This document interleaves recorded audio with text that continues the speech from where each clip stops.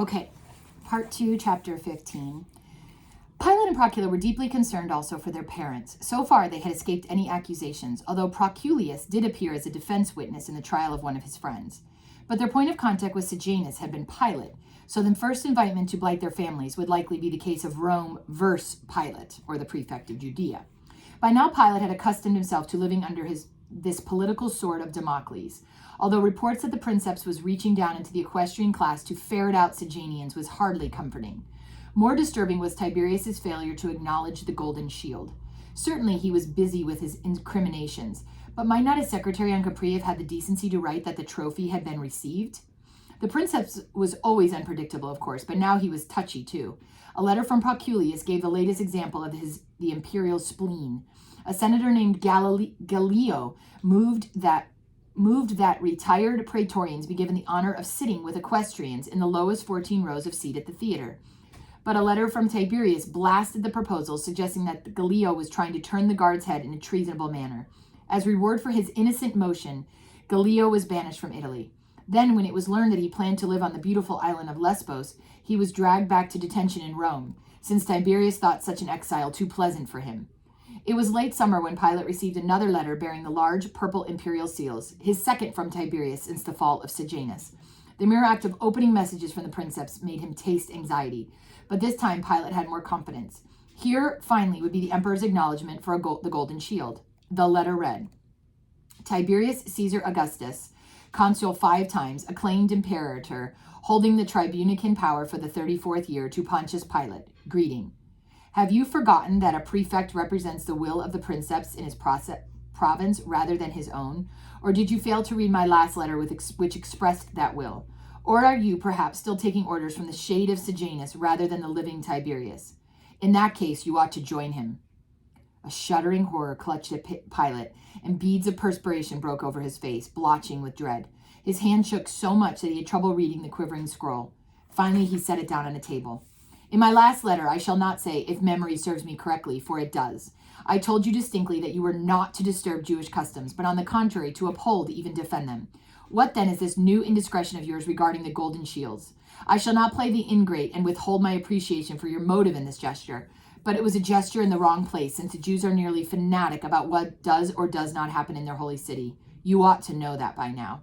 Herod Antipas, his brothers, and their chief priests of the Sanhedrin have written me, pleading that the shields be removed from the palace in Jerusalem. I have written them that their request will be honored. You will remove the shields immediately, but they are handsome and should be exhibited. I suggest you transfer them to the temple of Augustus at Caesarea. You are to conciliate the Jews, Pilatus. Do not try our patience again, or we shall have to review the full extent of your past relationship with the murderous traitor Sejanus, after recalling you to Rome. Farewell. Pilate spent the next minutes collecting himself. Could one man fear, hate, despair, and be shocked, frustrated, angry, and vengeful all at the same time? He could. Most of all, he was swept with a sickening anxiety for himself and a deadly hatred for the Herods. His first strictly logical thought was to send a courier to the tribune of Jerusalem with an order to remove the shields from the palace. Only then could he indulge his fury at the audacity of Antipas and the Sanhedrin in making good their threat to contact Tiberius, which he had thought only bluff. Obviously, she should never have gotten himself in its predicament in the first place. Hanging the trophies in Caesarea would have been quite enough for his purposes. Why then had he chosen Jerusalem? The reason he had given his counsel was to neutralize any lingering memory Tiberius might have had of the old standards affair, which technically had been a symbolic disgrace for the emperor. The shields would honor Tiberius in the very city which had rejected his images, without offending the Jews. But was this the only reason, Pilate finally asked himself, or had the removal of the medallions really vexed the princeps? Crises have this merit, that they often shake a person into candor with himself. Pilate probed his motives and finally uncovered another explanation for his shield scheme. The standards had been a personal setback for him in Jerusalem. The shields were to be his personal vindication in Jerusalem. No one likes to be thwarted. Yet even in his mood of personal honesty, Pilate branded Herod Antipas as the chief cause for his plight, not himself. He had sincerely thought the shields would not offend the Jews. There was the glittering precedent of the synagogues in Alexandria, and the ejection of the chief priests were not supported by any Hebrew law, nor had they proved their case logically. If Tiberius could only have heard the dialogue, he would have surely have exonerated, no, applauded him for upholding Rome's interests, Pilate felt. In this light, Antipas knew he was justified in putting up the kind of ornaments he wished in his own praetorium, and yet he switched out of character, wrapped himself in the mantle of Jewish piety, and went over Pilate's head to complain instead of providing his good offices to soothe the ruffled feelings between the prefect and the priests. A hypocrite. He objected to imageless shields, the man who offended Jerusalem by adorning his own palace in Tiberias with the images of animals. It was another item Pilate wished he had recalled earlier. Why did Antipas deal him this low a blow? Clear. If at Rome, friends were informing on friends in their anxiety to appear anti-Sejanus, why not a rival accusing a rival in Judea?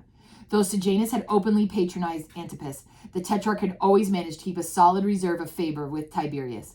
By casting Pilate in the robe of a disobedient prefect who was spurring the emperor's directives, possibly with hints at Pilate's previous dependence on Sejanus, Antipas would contrast favorably in the prince's estimation. And if it came to Pilate's recall, who might better succeed him than the only man who had proved he could get on well with both Roman and Jew? And then this is a quote, the Tetrarch of Galilee and Judea, a virtual restoration of the kingdom of Herod of the Great. Before this, it would not have been possible, since Antipas was disliked by the Sanhedrin. But now that he had successfully championed their cause before Rome, his stock would soar in Judea. This just shows you guys how political everything is.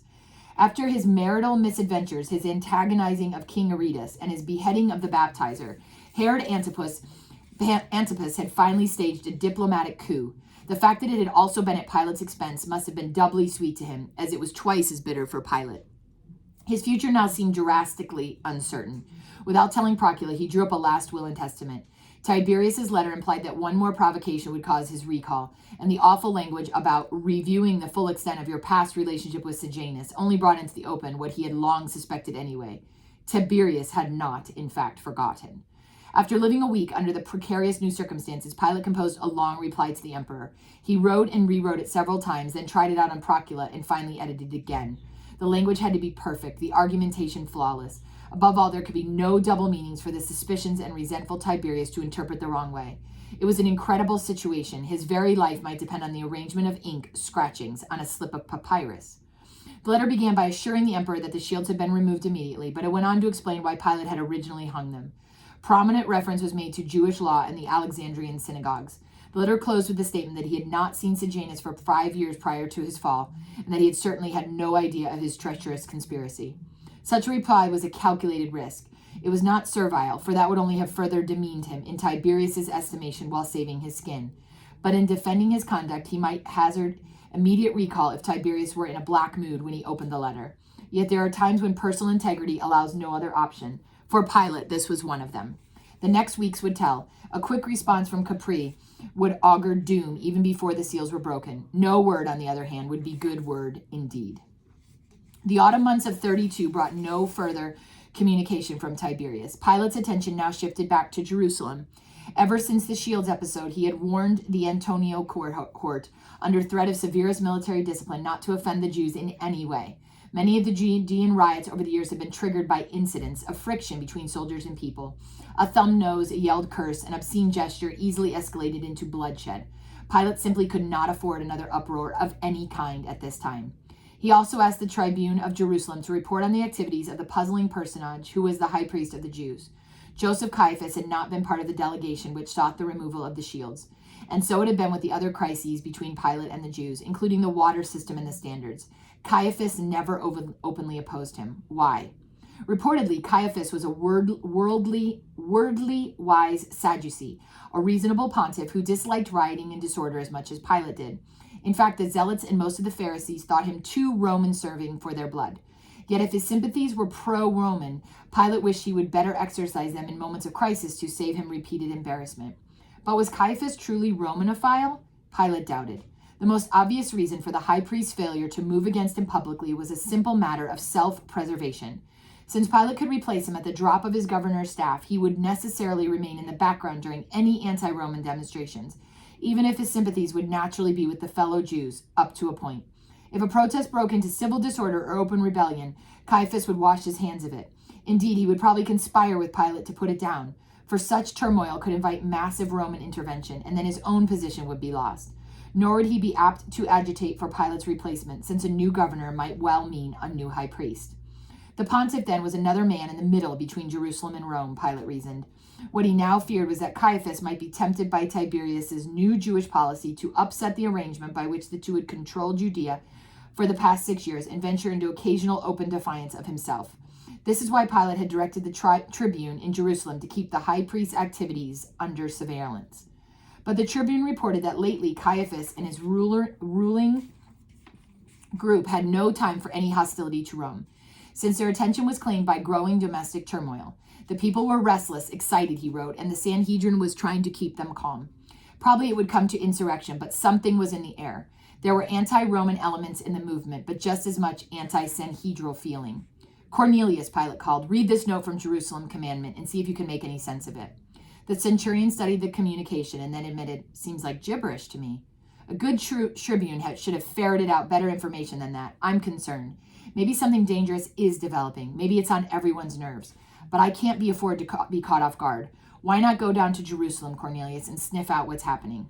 I'll do my best. Take your time. Don't come back till you have all the facts. And that's part 2 of chapter 15.